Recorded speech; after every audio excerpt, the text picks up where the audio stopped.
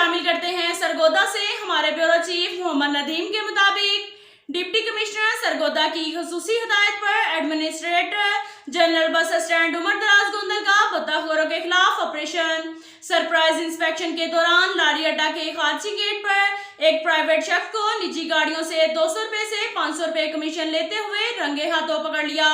پوچھ گچھ کے دوران چک 88 جنوبی انصر اقبال نامی شخص نے بتایا کہ وہ کچھ پرائیویٹ ٹرانسپورٹر کے کہنے پر بھتہ وصول کرتا ہے اور جو گاڑی والا کمیشن نہیں دیتا اس کو گاڑی نہیں لگانے دی جاتی۔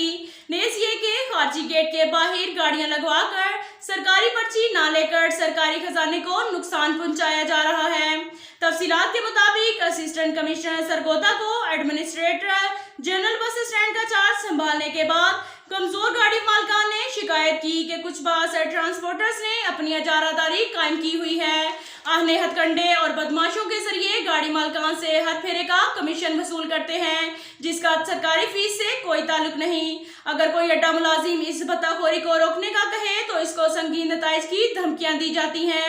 اسسٹنٹ کمشنر سرگودا نے بروقت کارروائی کرتے ہوئے بھتہ خوروں کے کارندے کو پکڑوا کر متعلقہ پولیس اسٹیشن بھجوا دیا اور قانونی کارروائی کے لیے FIR درج کروائی۔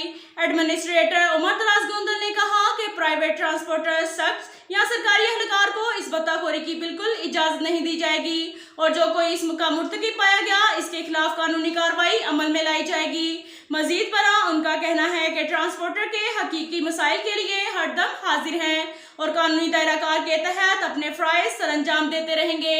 اب تک کے لیے اتنا ہی کافی ہے۔ ملتے ہیں اگلے بلیٹن میں، ہمارے ساتھ